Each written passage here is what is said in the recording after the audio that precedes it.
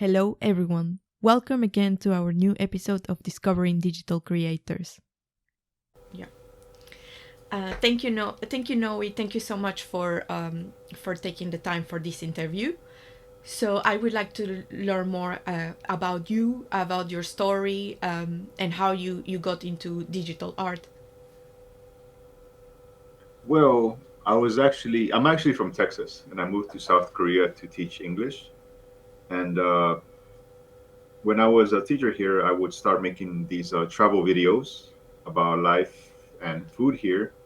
And one day I wanted to improve my quality, so I bought a DSLR. And on my time off, I would take some pictures here and there. But it wasn't until I took this trip to Taiwan and I took like this really, really nice picture, and I wondered how can I take pictures like this again? Like I want to be able to take pictures like this picture again and again and again.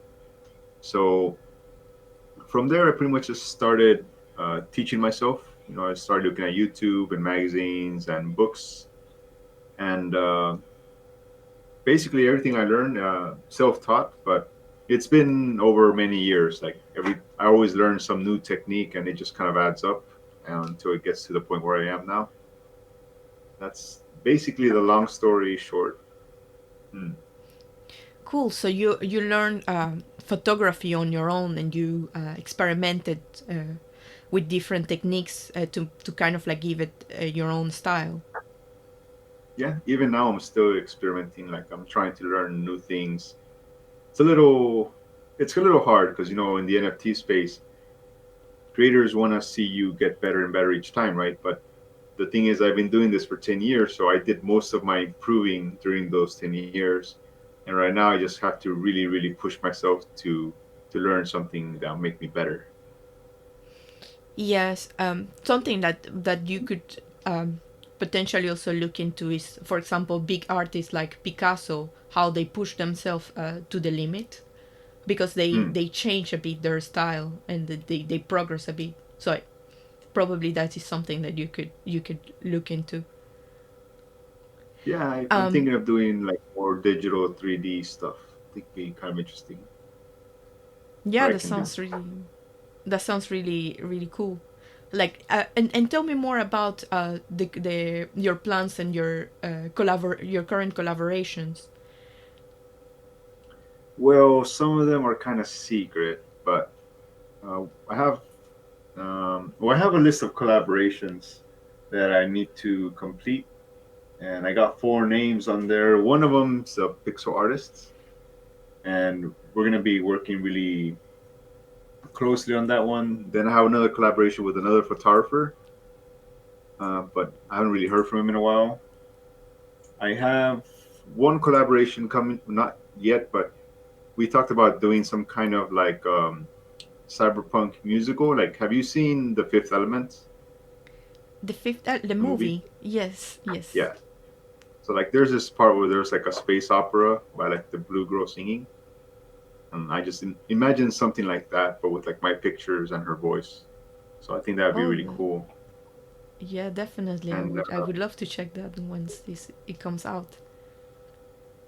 I have some a big announcement that I'm not allowed to talk about coming out next week, and I think it's gonna turn a few eyeballs. And I'm also doing another collaboration with like eight other photographers, and I'm gonna announce probably that one next week also. So it's really exciting time.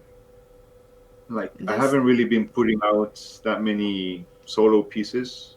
Actually, I've only put out like one, meant to like one piece on foundation and maybe one on Higgin, but that's about it. that's really cool. And you recently had also this collaboration with CryptoPom. So could you tell Oh could you yeah. tell me more about that and how did it go? How did you Well, decide to work together? well, I've always liked her picture. She always like came up on my timeline, and we just talk here and there. And then one day I was like, I really like the colors of your works, and I noticed she had like the different like cities in the background. And I asked, wouldn't it be cool if we could like do a collab together? And she was down for it right away. I was really surprised. So we're thinking of doing like a series. But of course, first I gotta get these other collabs out of the way. I mean, we did a collab, and we want to do more than one, like different characters, different cities. But I also gotta get the things I have out already out of the way first before I start putting out new things. So that's why Yes. I haven't really been doing anything solo by myself, just collaborations in the meantime. Mm. But That's basically, I think her colors are just really outstanding and they go really well with my work. So I thought it'd be like perfect balance. yeah. I Mm. quite liked the piece that you created together. I think Mm.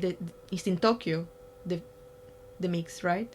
Like Oh, the Takano. picture is cool, but the character is, yeah, right. So we want to do different cities. Like I got some pictures from Hong Kong. I got some pictures from Japan. And I do want to do some traveling. So I want to go to like Taiwan also. Um, so hopefully different cities, different characters, like our own little metaverse. That'd be nice. Oh yeah. And could you tell me more about your creative process and how do you find inspiration for your pictures, for your art? Mm. Well, you know how most artists usually look at other, they look at a picture for like inspiration and they'll try to like draw what they see. But Yes. what I do is that I take my pictures and I try to make them look like the art that other artists make. Like, for example, like anime movies or like even movies like Blade Runner. Like, I try to mimic uh, that kind of style or scene that they do. So I think it's a little different from the way people do it because it's like kind of reversed. I just think that's kind of interesting.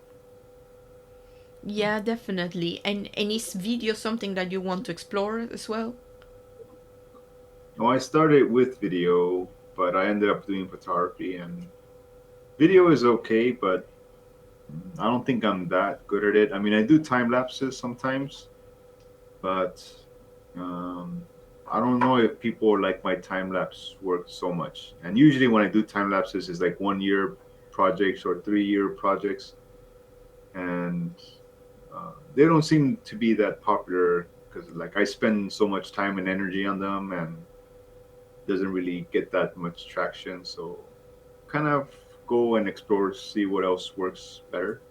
Even though I love doing it, but it is a big investment and doesn't really um, well it's there's not quite the return that I put into it. I would say that. Hmm. I understand. So you mean like it takes quite long also to produce the videos and get them right. Yeah, because usually they're at least 1 year projects, and it's not just the time going out to do it but also time to edit and to put together and then to find someone to make the music and that kind of thing. So it gets kind of Yes. messy when there's too many people involved. So I rather just keep it to like me and one other person, maybe. Yeah, like a Mhm. small collaboration. Right. And where do you see going into the future? Where do you want to be? Let's say 10 years from now. I just want to be making cool stuff all day, every day. But well, I said this before in my videos that my goal is to buy a house. And if I can buy a house, then I can have like my own little studio and I can do like studio photography and I can do like dioramas and I don't have to worry about the 9 to 5 job. I can just worry about making enough to like eat and pay the bills. So then Mm. I can continue making like my YouTube videos and tutorials and live streams and prints and just all kinds of stuff. Yeah. If I have a house, I can travel anytime I want to another city to take pictures there and make my books. So for me, if I want to do something, I guess I have to buy a house first. So that's kind of what Mm. I'm working towards. Yeah, and I think with I think you can definitely reach your goal. Hopefully, it's really hard in Asia. Like houses is really expensive over here, much more than the states. You are based in South Korea, right? Right.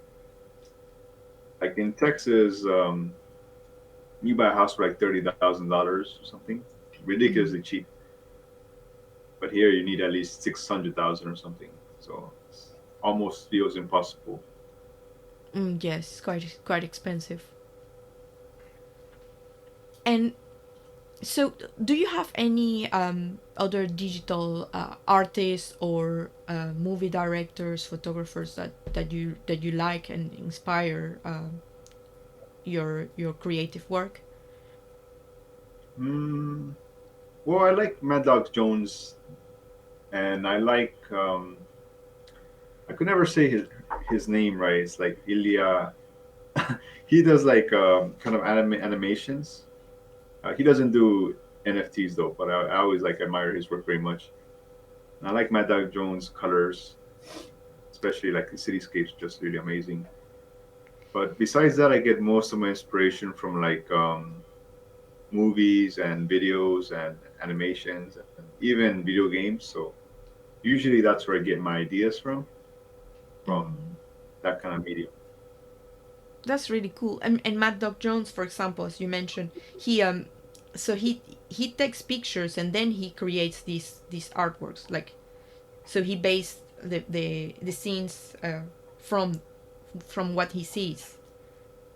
Yeah, so I mostly just I like the colors so much because my pictures are also like very colorful. Yes. So sometimes I'll see like his picture and I imagine like like how it would look like if I had taken that picture that he did. Like how different would it be? So I just like to think about that kind of stuff here and there. Yes, and make it your own. Give it your own style. Hmm. Right. But And yeah, the majority of yeah, sorry. Please go sorry, on. go ahead. Sorry, I interrupted you. No, I was gonna say like, but the majority of my inspiration comes from like animations, like Makoto Shinkai movies or the Ghibli movies. Those are like the two main ones where I'm always looking for inspiration. Hmm. And so do you have any recommendations also for people who are entering the space and Mm, and maybe they don't know how to start or what to expect from the NFT I space? think the most important thing is to like be part of the community, Yeah. like join the Twitter Spaces or the Clubhouse or the Twitter or Discord, and just talk to people and like retweet their work and comment and like and share their work, that kind of thing. And basically just show up, be there and be a good person. You know, you don't want to give yourself a bad name in this space. I think you can. It's like it's not a very big space. Like everyone kind of knows each other in a way, even if they never talk to each other or follow each other. Like it's small enough that if you did something bad, everybody would know. So you should Yes. definitely be a good person. You know what I mean? Yeah, definitely. Do you also organize some clubhouse events and like or live chats with, for example, with your community? Well, I'm with NFT Asia. Like I'm one of the mods there. They do most of the event organizing. I'm just kind of there to help. But usually I'll show up to clubhouses and I'm just there to listen. But people always ping me to talk. um, I don't. I'm not really a spotlight kind of person. Like I don't. I can't be getting attention. I just rather work behind the scenes and like help people. I don't really want the attention, basically. Hmm. Yeah, Is like that with normal? the no, yeah, with the I mean, what I like is like the fact that you are adding a lot of value to new people with your YouTube videos. Like you share your journey, and you give some recommendations because yeah, as I mentioned before the interview, that yeah, I'm watching your YouTube videos, and I think it's really nice, and something also that I would recommend to the audience to check them out. Yeah, because I get emails or messages almost every day of people thanking me that they started getting into the NFTs because my videos, or like my videos helped them a lot, or just my tips or my own journey like helps a lot of people. But I still don't. I don't think people like me really get much not noticed much, because I think extroverts kind of dominate any space they're in, right? So like if you have like the attitude or just that kind of energy, then you're gonna stand out more than if you just kind of do the kind of stuff I do. So it's all Yeah, good. You know? but I there are enjoy the also little emails there. there are also some people who are introverts, and they kind of like take extrovert position in order to communicate with their community, or like to give an external kind of like profile. Right, but I still think that's pretty hard. I mean, people think I converse pretty well, like on Clubhouse or when I'm helping organize events or all these things, but really I'm just kind of pushing myself to do it. Mm. Really inside, I just kind of want to hide in a hole. Yeah, Yeah, and but I I don't mean, think that's actually, anything. in your videos, it feels kind of like very natural and very kind of like nice, friendly way of communicating with people. I mean, I just think that it feels very natural for you to give the advice to Thanks. people. Yeah, Um, because usually, like on YouTube, there's a lot of people who put on like a persona for the videos, but I just like to pretend it's like someone I'm talking to when it's talking to the camera. yes. Well, there are also some people who are creating also a anonymous persona, and Mm. and communicating through that way with their community. What do you think about that? Mm, well, I think it's good marketing. Actually, yeah, it is. If you never put yourself out there, it makes people wonder, gives you more mystery. But at the same time, like for someone like me, that's a little too late, because I've been out there for a long time. But if you're just starting out, that might work in your favor in the long run. But I Mm. also think that people like having a face to an account. So like if one of the reasons I started making videos when I was a photographer is because I know if people can associate a person or a face to a picture, then they tend to like them a bit more, right? And I think that's part Yes. of why I was so successful as a photographer, is because I would always like use my face and I would talk, even though I don't want to, Mm-hmm. but I just Yes. knew having a face is really helpful. Yes. And could you also walk us through? So last time you mentioned that you are also a collector. So would you mind also sharing some of the things that you look into when you want to select an artwork, or when you want to buy the work of an artist that you believe that can have a good potential in the future? Oh well, I'm not much of a collector. Like on Ethereum, I buy very little because I'm not rich. But like Teslas, I buy all the time because I'm one of those that just buys it because I like it. But Mm-hmm. when I do collect a piece, like I try to do it from artists in Asia, because most of them have trouble like speaking English, and they can't really put themselves out there like on Twitter. Like everyone's always like, check on my work. Like many artists here in Asia, they're not, I don't say they're not familiar with just promoting their work. They just kind of, well, besides the language barrier, there's just like a culture barrier, to put yourself out like that, right? To stand out. Yes. So I like to look for like Asian artists that are unknown, especially girls have it much harder than men over here because usually in most Asian countries it's like very patriarchal. So I usually Yes. go and look for like girls just starting out, need like a ego boosts, or it's like their first sale, or not even their first sale. Just it looks like they have some nice work and they're putting some effort into their work, and then I'll buy it.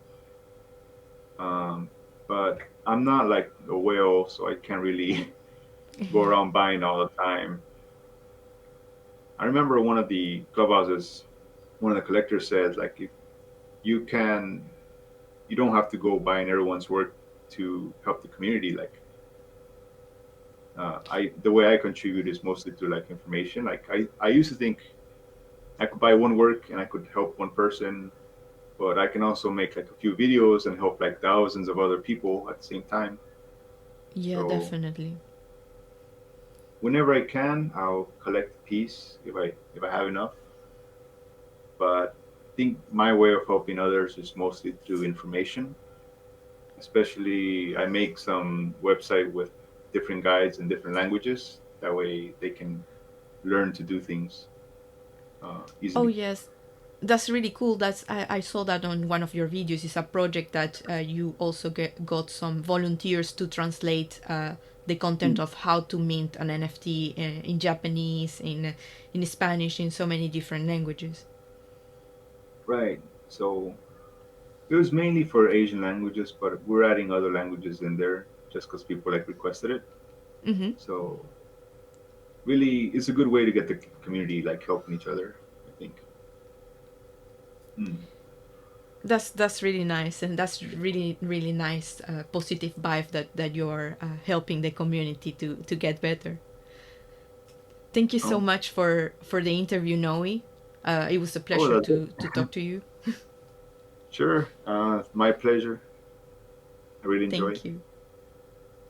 Thank you so much for listening, and please don't forget to subscribe and follow us on Twitter at Snifty, or visit our website snifty.com to know more about what we are building, a social network based around NFTs for digital artists, collectors, and curators.